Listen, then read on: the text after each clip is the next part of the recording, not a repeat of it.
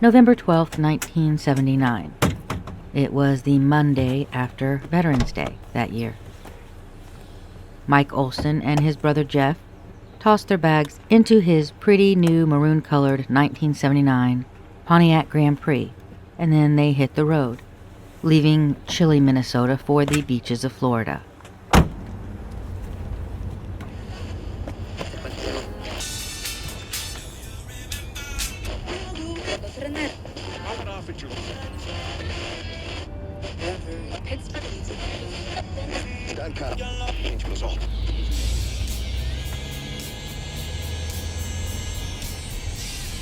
It would be a 1,700-mile trip that would afford Mike the opportunity to work the winter on a golf course. Mike was a bag boy at the Edina Country Club in his hometown. I want you to imagine this kid like I do, in his new car, heading out on the adventure of a lifetime. He's not long out of high school, and he is ready to begin his forever. So it's shocking, then, that in just 2 weeks, Mike would disappear, seemingly in the span of 5 minutes and within the distance of about a mile. But is everything that we know about this case really as it seems? We are headed to West Palm Beach, and we're going to meet a dive team out here and see if we can find Mike Olson, who went missing from West Palm Beach in 1979. That's the church parking lot. It is Palm Beach Kennel Club right there. That's how close it is, Mom. That's not bad. An underwater search. He's never been forgotten. For a man missing for more than 40 years. It's still something that people talk about. Friends say Michael Olson went missing in November of 1979. Just 20 years old, working an internship at a West Palm Beach country club. Here's an old police report from the West Palm Beach Police Department. A friend of Olson described him as a fine young man and very highly thought of. There is nothing in his home area that would indicate any actions such as disappearing for unknown reason. Friends say he was only here for 8 days when he went out for drinks with co-workers and disappeared. He didn't show up for work the next day. They checked all of his stuff was in his room. The car was gone. He'd never returned. Paige Nienaber was friends with Olson back in Minnesota. Almost 44 years later, he's hoping for any lead. Nothing is debunked. Everything is on the table. Which is why he got in contact with the Dark Water Dive Center. People lose things in the water all the time. We go find them. The dive team driving down from Jacksonville to help search local waterways for any trace of Olson or even his car, a '79 Grand Prix, all for free. It's a terrible thing for a parent to lose a child, but to lose a child and not know where they lost them would destroy anybody. The group has spent the past 2 days searching different bodies of water to no avail. The search ends tomorrow before they go back up north. At this point, we're kind of figuring we're not going to find that particular car, and that's okay with us because now we can show he's not in the water here. So they can skip that theory and move to the next one. But even with no lead, Olson's story, filled with hope, lives on. Nothing bad will ever come from keeping a light shining on it. In West Palm Beach, I'm Brianna Nussbaugh, WPTV. Mike's first day at the President Country Club was November 21st, 1979, 9 days before he would go missing. This is an important detail to the context of the story because in order to later decide what we think could have happened to Mike, we need to understand that first, he was very new to the area, and he had only just started his job and was meeting other people at work, many of whom were also in town from up north, young guys who had come south to work at the club just like he had. There hadn't really been enough time for Mike to really get to know these new guys that he had just met, because they had all only had about a week together on the job. Mike also had a little bit of interaction that week with a couple employees at the local rental agency, where he had been going to try to find a permanent place to live. He was jumping around from motel to motel in that 2-week period, looking for the best price on any given day. The first week, he and his brother stayed at a place called the Holiday Motel on Okeechobee, near the Florida Turnpike, and then they moved to the Village Green Apartments for about 6 days. On the Monday of his last week, Mike would land at the Howard Johnson's Motel at 1901 Okeechobee Boulevard. One of the things that was helpful was that Mike's father started taking copious notes almost immediately when his son went missing, and his family provided me with these notes, which include a calendar of the months of November and December, where he penciled in details of each day as he learned them. So Mike's brother Jeff left to fly home on Wednesday the 21st, which was the day before Thanksgiving that year. And that Wednesday was also Mike's first day working at the President Country Club. We don't know anything really about what went on in that first few days of his work at the club. According to his brother, on Tuesday of the next week, which was the 27th, Mike got a speeding ticket in Fort Lauderdale, although there are no further details as to whether he made that 45-minute drive alone or with someone else, nor is there any idea what he did in Fort Lauderdale. The next day, Mike spent one night at the Days Inn and then went back to the Howard Johnson's on Okeechobee, and at that point he was in room 130. On Friday the 30th, Mike was off work, but we know that he played golf that day at the President. One of the people mentioned in Mike's father's notes was Brad, and I spoke with him about what he remembered from that day. Were you one of the guys that went out that night with them on the 30th? You know, it's funny, Jenny. So, as I was telling Paige, in the paper, you know, you'd be looking for places to rent. And at the time when I went down, my grandmother had a place, it was in a trailer park on 45th Street, adjacent to 95, a little less than 5 minutes from the club, very convenient. But of course, I didn't want to stay with her. So, you know, everybody that piles down to Florida, you're trying to figure out who's going to stay with who for the season. Mm-hmm. And Mike and I had found a place, I think, in the Palm Beach Post. Either I found it or Mike did. I can't remember. I don't remember. But what I do remember is the night after, when we got out of work that night, we had gone around the corner to a little store, and everybody's trying to, you know, figure out who's going out with who and, you know, what's going to happen for the night. And I said, Mike, we got to go look at this apartment. And Mike said, geez, Brad, he says, you know, these guys, they're going to go down to he wanted to go to the track. Mm-hmm. Like, I don't know, he wanted to go with the guys.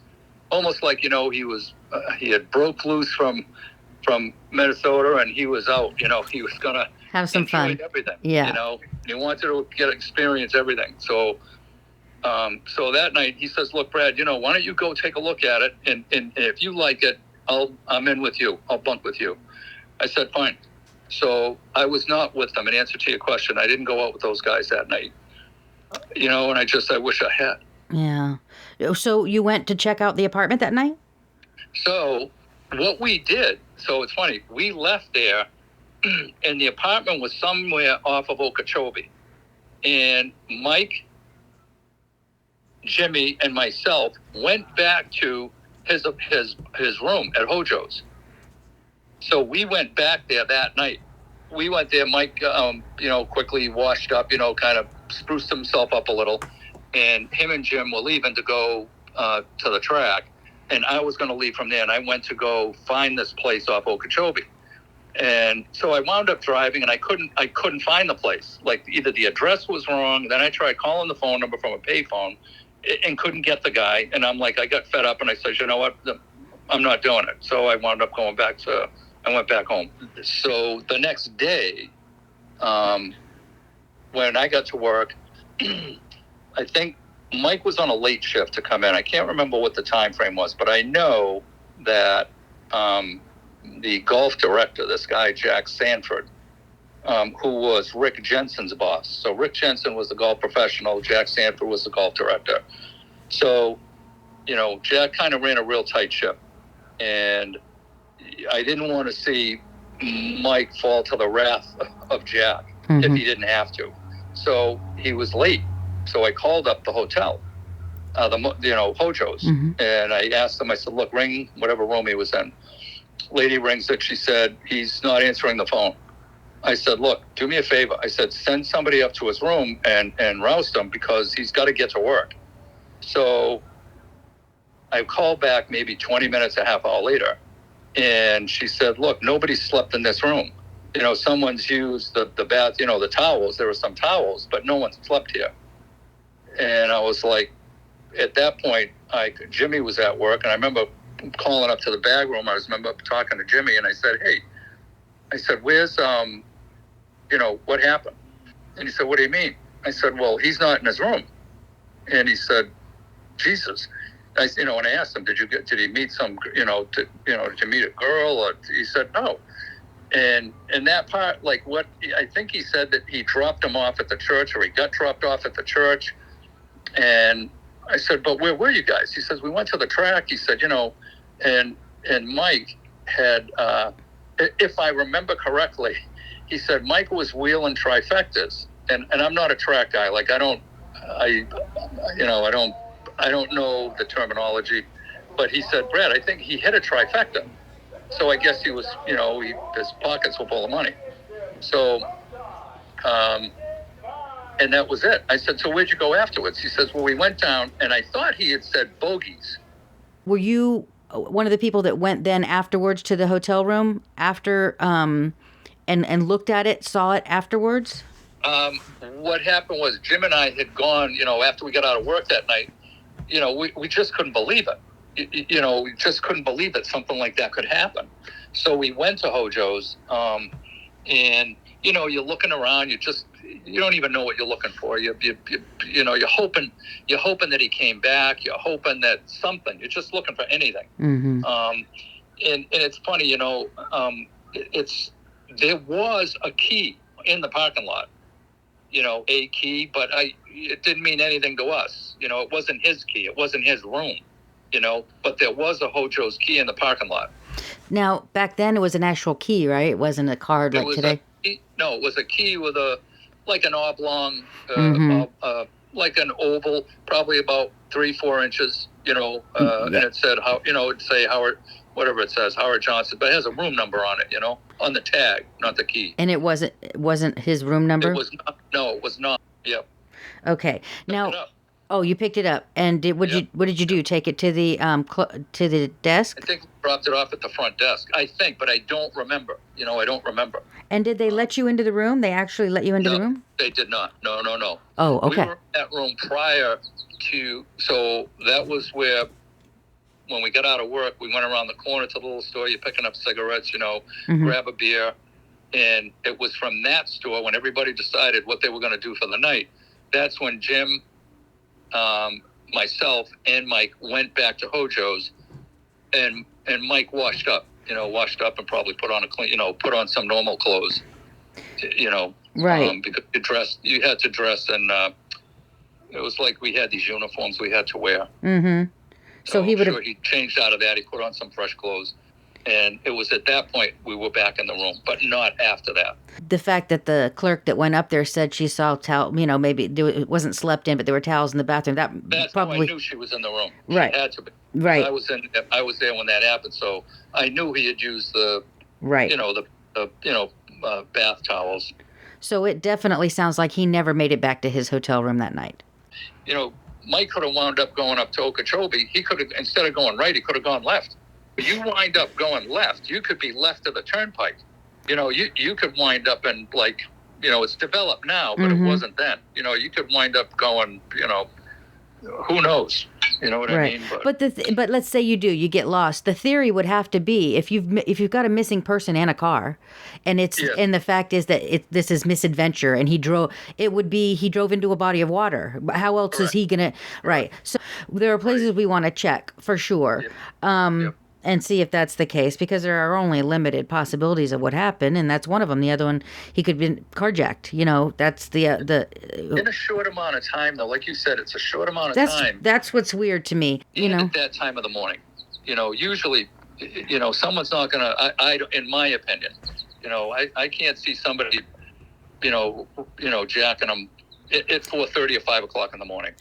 Yeah. It would be an awfully big coincidence if in that short span of time he's getting carjacked. It would be. But, weird things do happen. I mean, there's a reason why this case isn't solved. It's because something weird happened. Something that didn't fit work happened that night, The following narrative is from the West Palm Beach Police Department report that was dated December 4th, 1979, which, for context, was 3 days after Mike went missing in the wee hours of the 1st. Mike Olson dropped Jim off at Cherry Road in Congress at 5 a.m. on December 1st, 1979, and was heading for his motel at 1901 Okeechobee Boulevard. Not seen since. Olson's brother contacted by Jensen. Olson failed to contact brother on December 2nd by phone.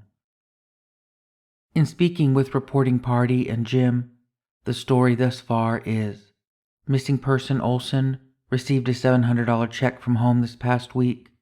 On Friday night he went to the dog track with Jim and may have lost about $50.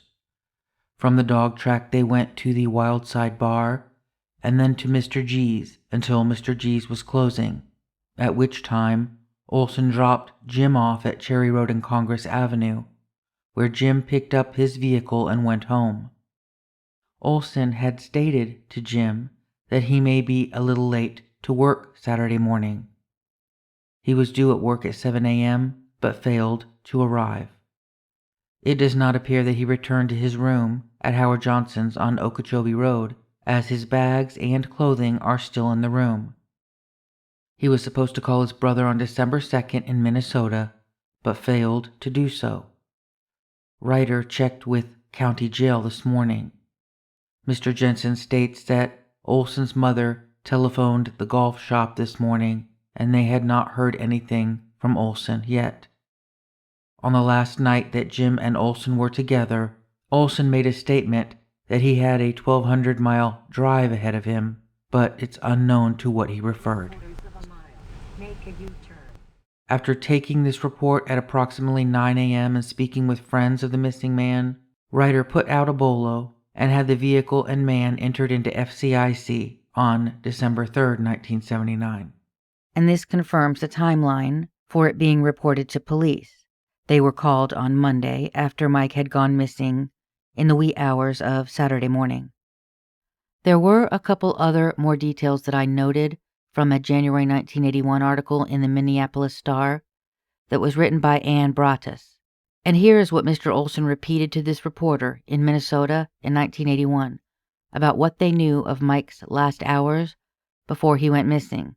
He was off that Friday the 30th of November. He played golf, went to a housing rental agency looking for a permanent place to live.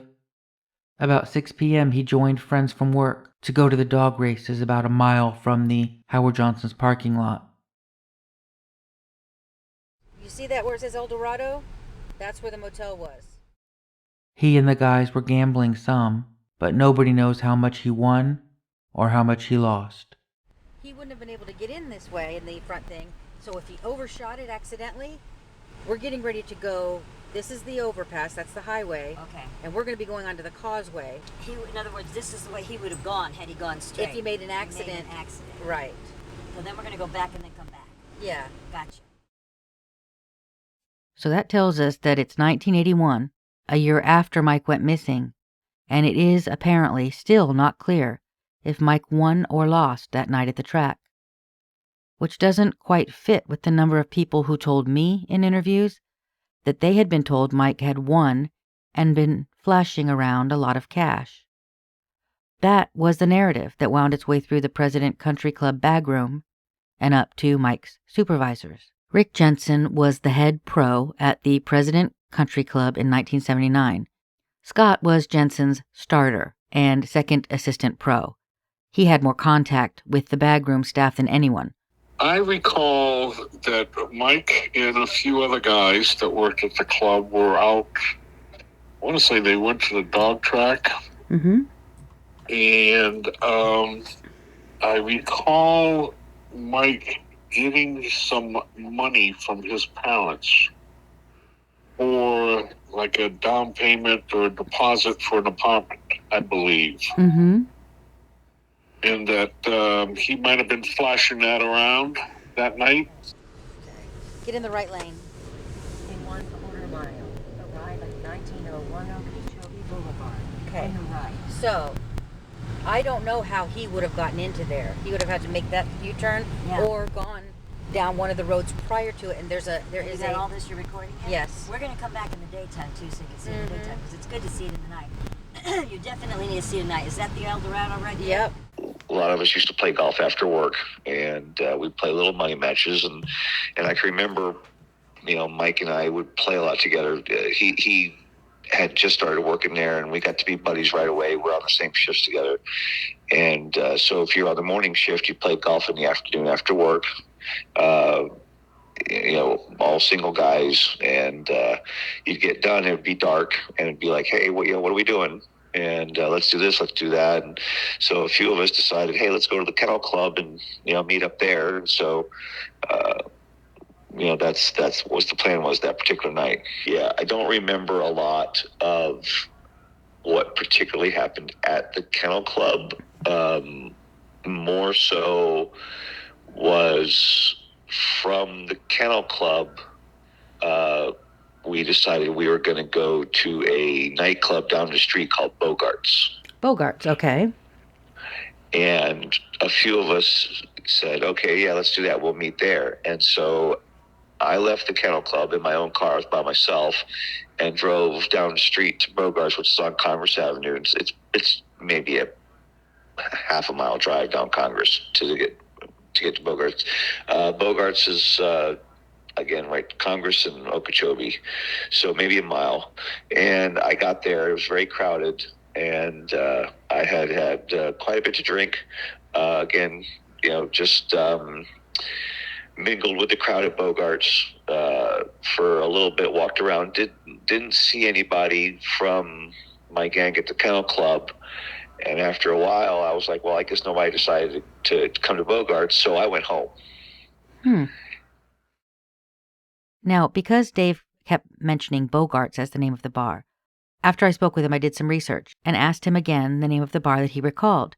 And he again said Bogart's. And he then added, it's now a strip club called Monroe's. Same address. The name of the place has changed a few times over the years. So then I quickly popped over to Google and I learned that Monroe's, the name of the establishment now, is at 1000 Congress Avenue, and that is in fact the same address where Mr. G's lounge was located in 1979. So Dave was talking about the same bar that was mentioned in the police report, or rather one of them, because Wild Sides is also mentioned. Jim, the person who was with Mike last, told police that they went to Wild Sides first, and then Mr. G's. But according to Dave, the plan when he left the track was for the guys to meet up at a bar known then as Mr. G's, and they never showed up. They open it like, I don't remember what they said. Which, going straight on this? All the way to Okeechobee where we make a right. So it's a straight shot all the way up to the main intersection. Right on Okeechobee Boulevard. Yeah, it's a mile up, we're making a right. It's all very close. See that? So what happened was after that, the next morning, I went to work. And when I got to work, that's, Mike was supposed to be on that shift with me, and he didn't show up for work. And so that's obviously, there was concern. And I guess, you figure just, well, he's drunk, he slept in. And so then it got to the point where, hey, let's go, they tried to get a hold of him and couldn't get a hold of him. And the next thing you know, it's like, okay, this kid's not around and we don't know where he is. Do you know if he won? Did he win big, let's say? I don't think so. I mean, it wasn't. We weren't betting big money at the dog track. I certainly wasn't. I mean, now in talking to Scott in years past about the actual night, the word was that Mike had a big wad of cash that he was showing, which I do not remember that. Again, what I remember was Mike was so new at his job that he was staying at a hotel and hadn't even found a place to rent for the winter yet. Right. Straight, and then right after the light, there's going to be a service road on the right. Got it. Right behind this building, because it's right down there. I think it runs the whole length of it. That may be the way he went. Because remember, you can't get into it from the front. Like yesterday, we had to make a U-turn. So it's possible that he was going this way to get there too. Had you been to that hotel at all? No, I had not. All right. And what about in his car? Had you ever been in his car? Would you have known what was... I had not. Okay, that eliminates a whole bunch of questions. So here's the thing about...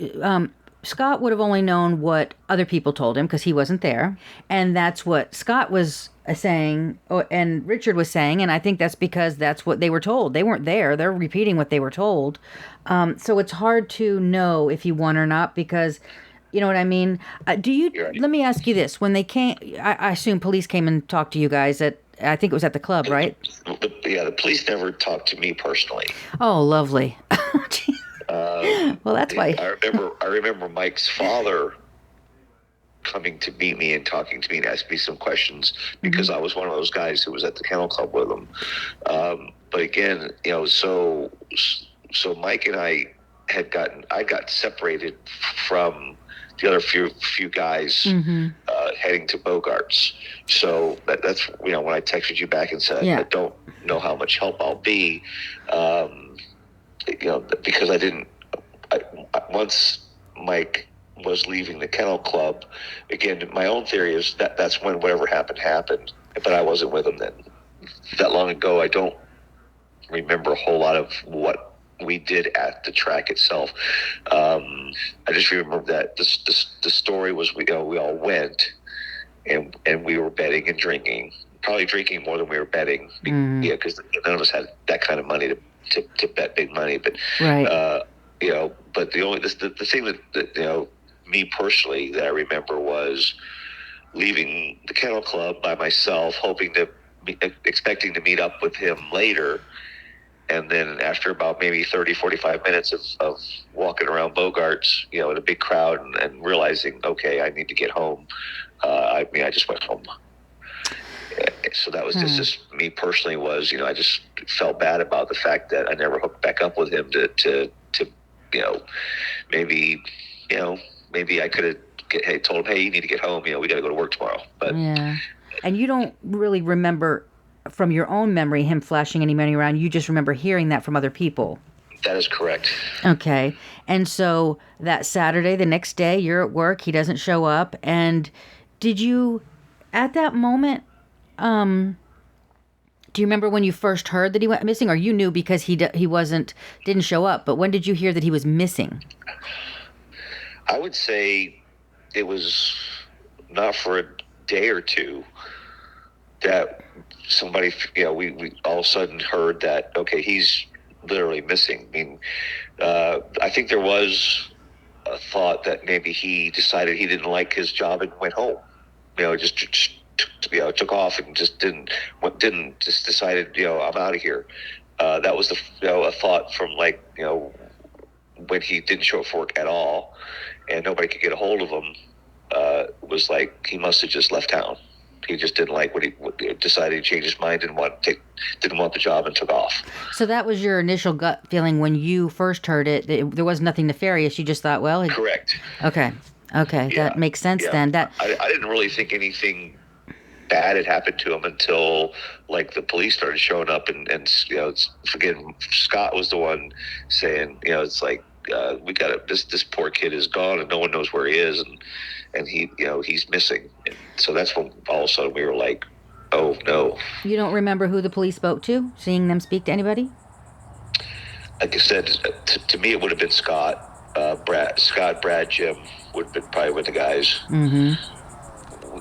We had a big staff at President. I'm sure talking to Rick and to Scott and Brad. We had a huge staff, and it was really like a family. Everybody was really pretty close with each other because you worked together every day. And like I said, everybody was for the most part single and all around the same age. And all had the same kind of same lifestyle and personalities. And so we, even though you didn't know somebody, we got pretty close. And that's kind of how it was, from what I remember was Mike and I, because again, we kept being on the same shifts. And so we got to be buddies in a short period of time, which is not uncommon. Do you know if you played golf with him that day? Because I heard that he had played golf. So you two, who else played golf? Do you remember? That one. Would it just be pairs, or would it be a group of you guys after? It would have been four. It would have been four of us. But and again, you're walking off the last hole, and it's getting to be dark, and you're like, hey, let's do this tonight. Let's go to dinner. Let's go get a pizza. Let's go get a beer.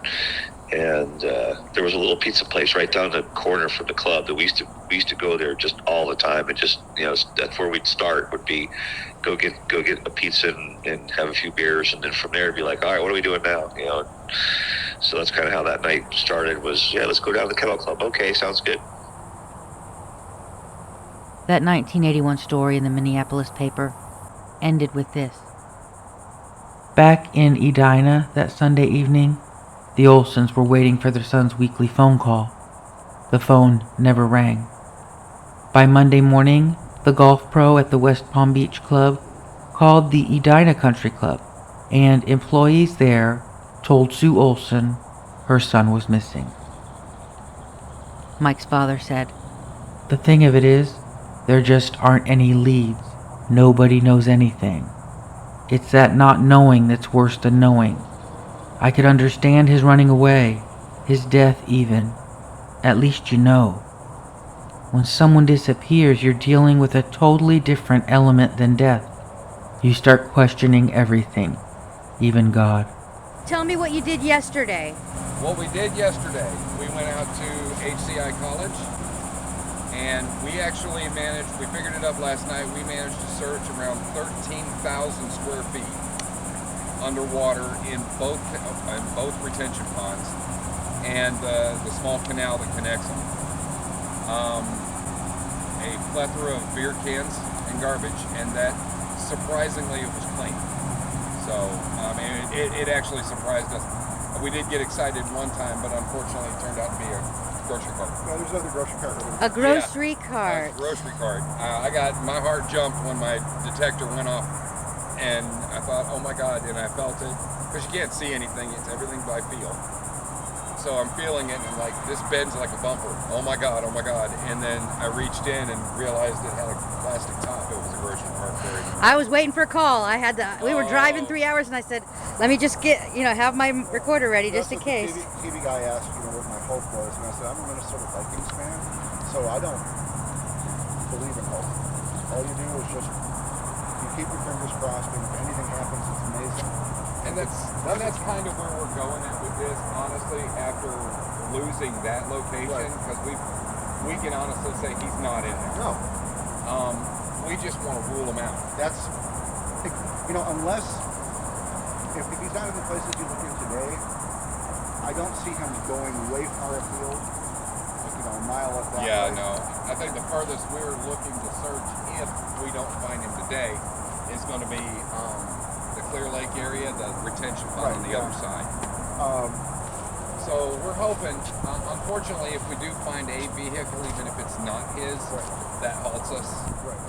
We got to wait for PD to come out and pull the car, and because any of them that are in the water is a potential crime scene. Right. But I'm hoping if we do find one, it's the one we're looking for. In a lengthy article in March of 1980 in the Gold Coast of Florida magazine, there was an article about Private Detective Jack Harwood, which was written by Bernard McCormick, and in it the private investigator discussed some details of Mike's case. The friend quickly checked out as a non-suspect. The police were stumped. A kid like that doesn't just disappear. We checked everything. He wasn't into drugs, didn't owe money, or have anything that might have caused problems. The only thing I can think of is maybe somebody saw that he had money and a new Grand Prix, and they killed him for it. But even then, he wouldn't just vanish from the face of the earth. Somebody would know something, or his car would show up. One of the problems on this case is that damn bar he was in. It's so crowded. I was out there the other night, and the cars are parked all over for a couple blocks around, and you can't move in there. So nobody's really going to remember seeing one kid, The bartenders aren't noticing anybody. They're going as fast as they can just to serve drinks. They don't remember one person. It couldn't have taken him more than 5 minutes to get from where he dropped off his friend to where he was staying, and I'm sure his friend is telling the truth. This is just a nice kid. I know he's straight. If he wound up involved in some way, man, I think I'd close up shop. And all my man had to do was drive down one fairly busy street and take a right, and he's at his motel. Now tell me what can happen to you in a car in 5 minutes at 4:30 in the morning, and nobody see anything? All I can figure, somebody spotted him and somehow got him in that brief time. and hit him for the money on him in the new car. And if that's what happened, we may never find him. That's a tough one. Now, you've heard me mention the name Page a few times in this podcast, so I guess it's time I introduced him. Well, my name is Paige Nienaber, and my connection to Michael Olson was that we grew up in the same community. He on one side of a creek and me on the other.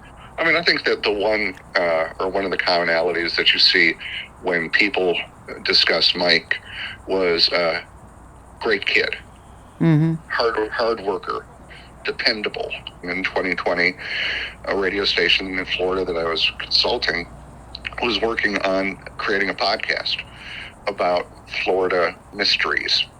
And while compiling resources for them, I stumbled on something called the Charlie Project, which is a national database of people who have disappeared. And I just thought, I wonder if, and typed in the name, and there it was. And it laid out everything that had happened. So, and it was 2020, and things had slowed down dramatically for a lot of people. Radio stations don't close, so my work was just different. I was still working as much, but I did have other holes in the schedule, and I was really intrigued.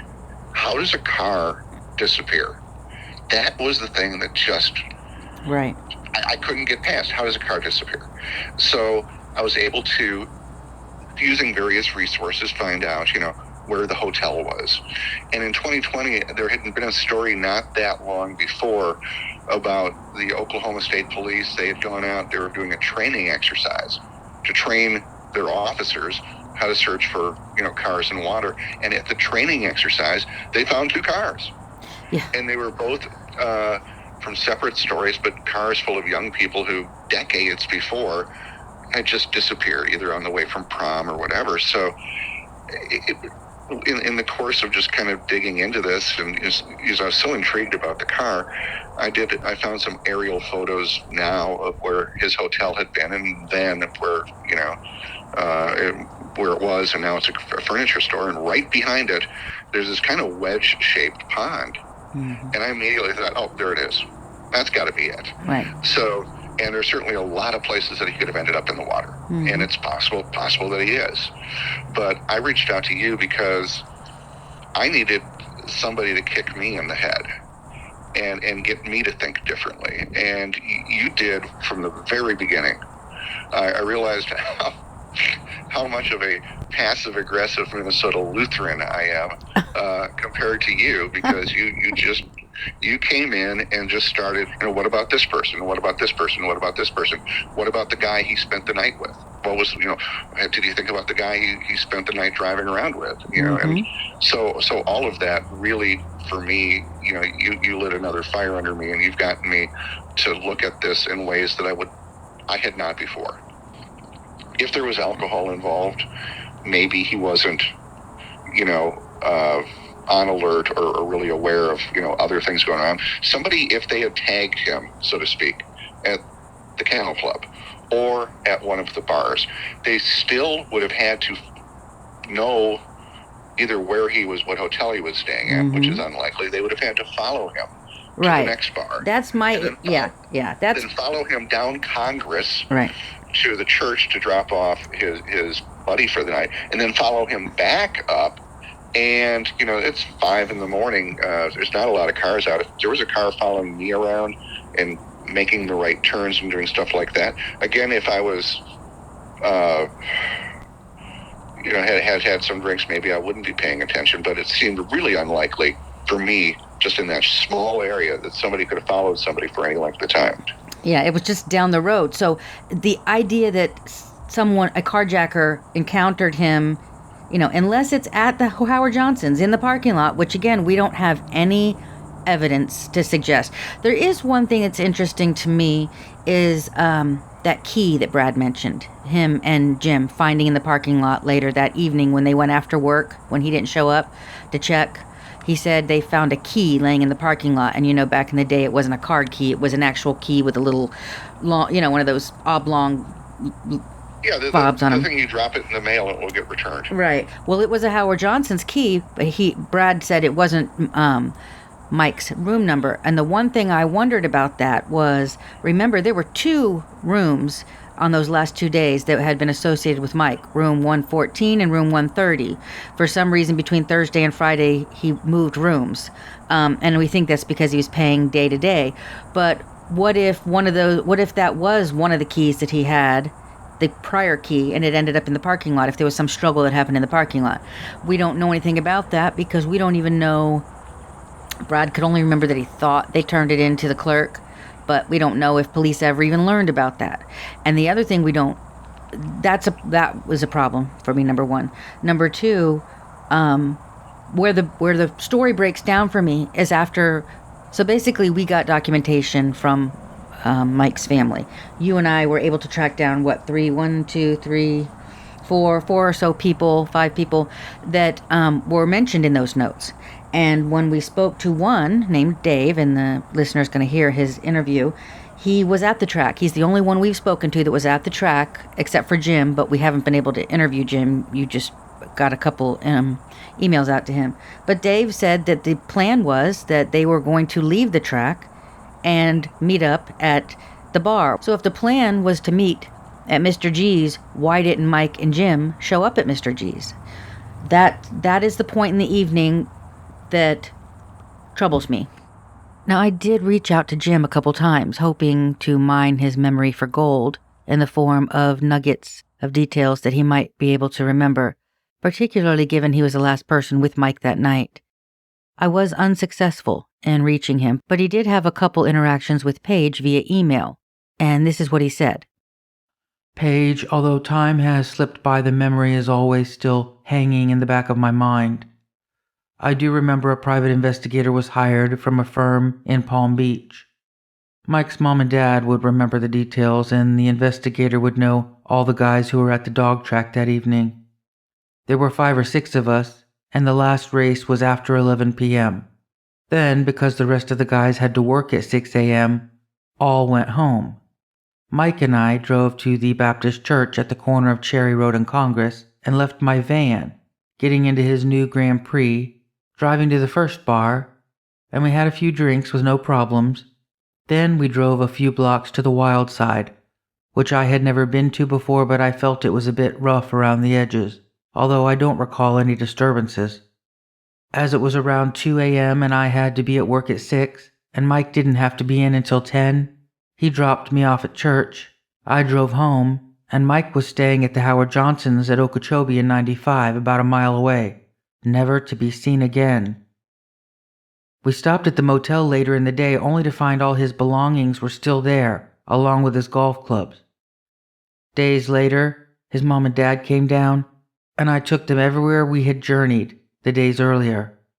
One note: Mike hit about 5 or 6 trifectas that evening, and at the time, you placed your bets at one window and collected your winnings at another.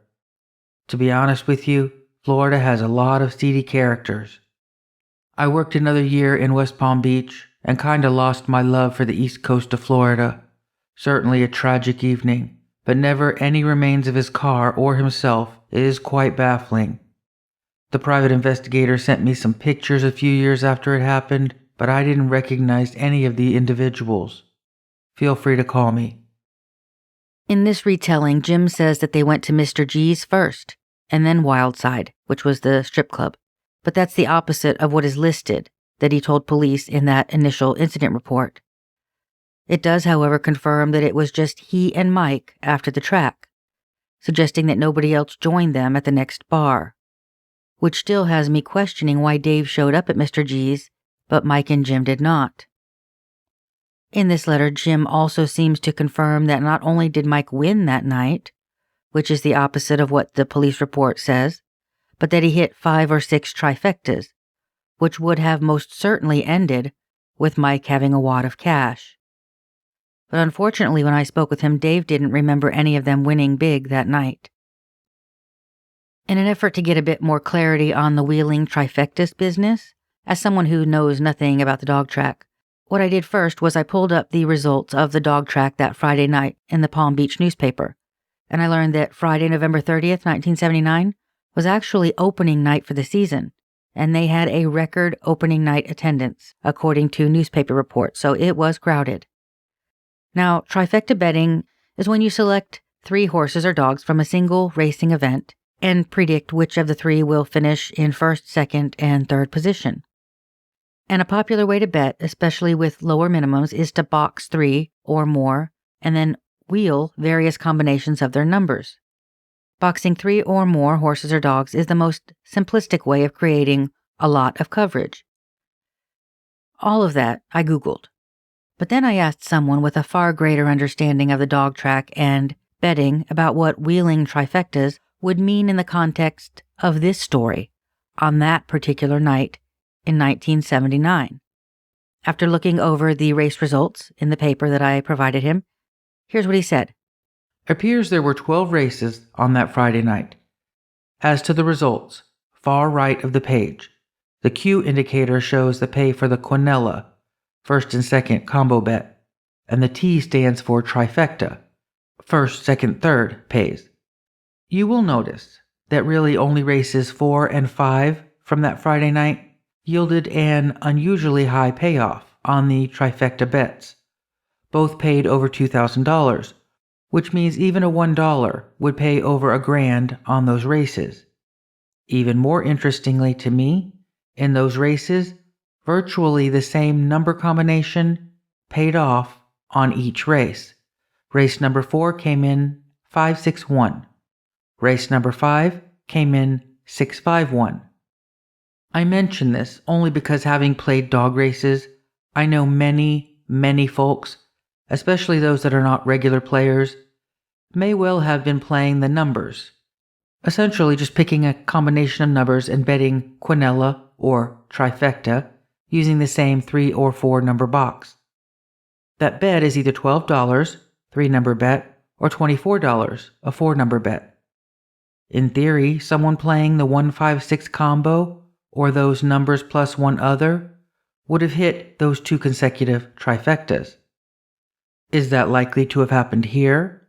Of course not, but it certainly is imaginable, even to an extent foreseeable if one is playing numbers.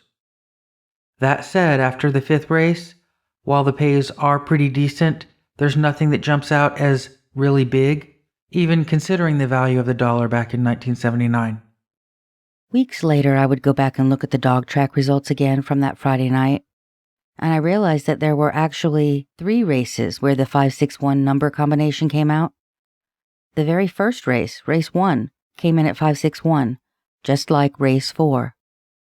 This means that there were 3 races if someone played those same combination of numbers, 5, 6, and 1, they could have hit 3 times by wheeling trifectas. I did ask Mike's family if those numbers held any significance for them, and they didn't stick out to them. It was at this point that Paige and I decided to take the bull by the horns, as it were, and try ourselves to get someone to search a few locations that we believed should have been searched with divers on day 1. When Adventures with Purpose came to town, they searched Clear Lake, but they didn't search near the south end, where it is bisected by 704, otherwise known as Okeechobee Boulevard, the road that the hotel was on. Paige and I pored over overhead imaging and maps, crossing out retention ponds that didn't exist in 1979, and we searched for old aerial shots that would depict the area as it was then in 1979. Once we narrowed down the water sites that we believed were the most reasonable, based on what we knew about Mike's last known location and where he would have been headed after dropping off Jim, Paige started looking for a dive team. Brent Arrowwood with the Darkwater Dive Center in Jacksonville, along with his team, donated their time and resources to meet Paige and me in West Palm Beach. We all congregated there, and they searched for 2 full days. They were able to rule out numerous bodies of water, mostly retention-type ponds, and they did so in record Florida heat. Brent and his team, Bo Warsham and Ken Scordo, stepped up, and we are so grateful to them for it. Now, there was a single body of water that they were unable to search before they left that weekend. They tried, but police shooed them out of the area pretty quickly.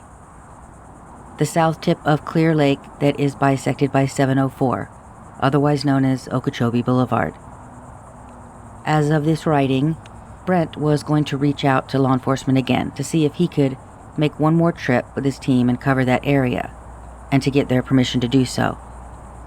It is, in my opinion, the last body of water that would need to be ruled out before any reinvestigation of this case could then be freed up to consider other possible theories. The truth is that while it's a clear path of examination to look into the bodies of water when a human and their vehicle both go missing together, it's lazy to just rely on the old, well, it's Florida, he's probably in the water somewhere. When you're considering the water theory, you must be able to articulate why a body of water might be in play. You have to consider what was going on at the time and what might be feasible and likely. But once you get boots on the ground in this specific case and you're able to see the area yourself, you realize how very close the dog track is to the church, and then to the Mr. G's location at the end of the same street. Those are all on the same street within a mile. And then you take a right, head down Okeechobee, and you're at the Howard Johnsons. There is an alternate route where you don't take a right onto Okeechobee, but you go through that light, and then you take one of the first rights and you will turn into the service road that accesses all of the back of those buildings, and it can take you in a straight shot all the way back into the back of the Howard Johnson's parking lot. It's very close. Close enough that it would be hard to imagine getting lost if you had driven back and forth over that same road all night, as Mike had. Once you're on the ground there, it also gives you a far greater perspective on the water theory, and how there are actually limited reasonable possibilities, given the facts as we know them.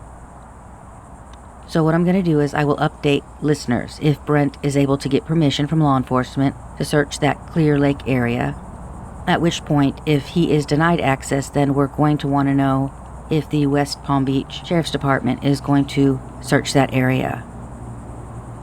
Mike's family still wants and deserves answers. And honestly, I and Paige and everyone that was with us that weekend had hoped that we would find Mike, because the most palatable scenario for any family in this position would be that their loved one died accidentally and did not come to harm due to the malevolence or carelessness of another. We had hoped to give them that. Unfortunately, we couldn't. You know, his supervisor, Rich Jensen, I mean, you can tell that all of these years later, he has never stopped thinking about Mike. And, you know, that was the very first communication I got from him, was just that, you know, he would go annually and just go to Google and see if there'd been any hits. And that whenever he saw a story about a car being pulled from a pond, he thought it was Mike. And when I texted Brad, and he has no idea who I am. And he replied within 15 minutes. And then he called, and he was emotional. He said, I don't know if I'm going to be able to get through this. This still bugs him. So it just, you know, it was interesting to see that these people had not forgotten about Mike and were as concerned or baffled as we are. Not only as concerned, they dug in and they had helped us find the next person and talk to the next person and contact this person. And, oh, I know someone in law enforcement, let me talk to them.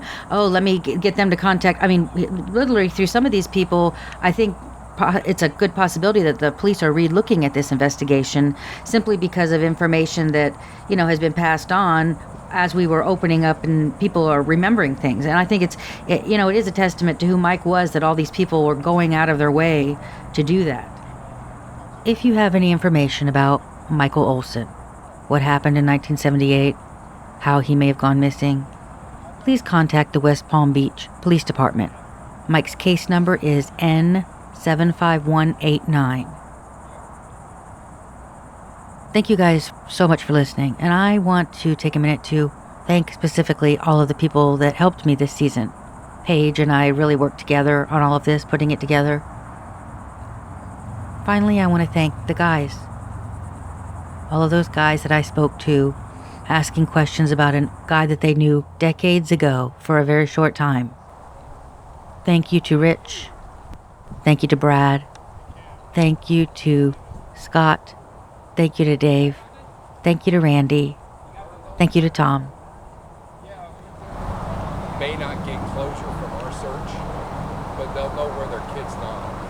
Thank you everlastingly to Malcolm Brent Arrowwood with the Darkwater Dive Center in Jacksonville. He and his team, Bo Warsham and Ken Scordo, really did have their job cut out for them. When it comes to the Florida heat, if you know, you know. It was brutally hot all weekend. But the collective mood was positive and everybody knew what we were there to do and did it gladly. On a personal note, you take deep dives into cases like this, and it probably goes without saying that you can become a little jaded. The closure rate on unsolved cold cases nationally hovers somewhere around a percentage so low, I won't even say it out loud, it'll just make you sad. So it's real easy once you know that to get discouraged when you look at as many cases as I do. But the one thing I know for sure that applies to every single one of them is that that missing person or that homicide victim is a somebody to someone. And every single person who's had the misfortune to have their name written in Sharpie on a tattered old file folder within a box that languishes somewhere in the records department of a police or sheriff's department deserves everything that can be done to get done without question. In the case of Mike Olson, I don't think everything that can be done has been done. Not yet.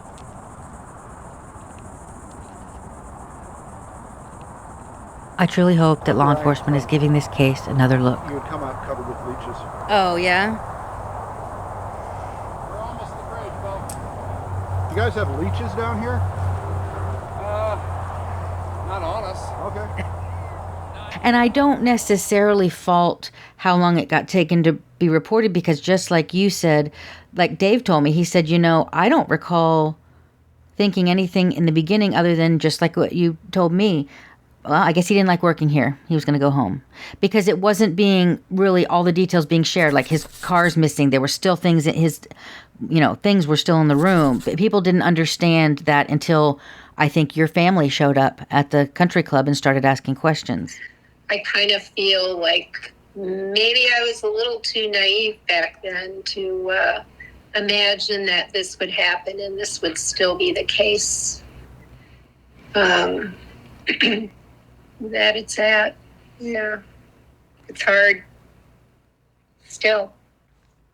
Yeah, I think you guys are doing a tremendous job, even if it doesn't get any further than this. I know when I gave my nieces the box of stuff, I didn't anticipate this, but it's been great.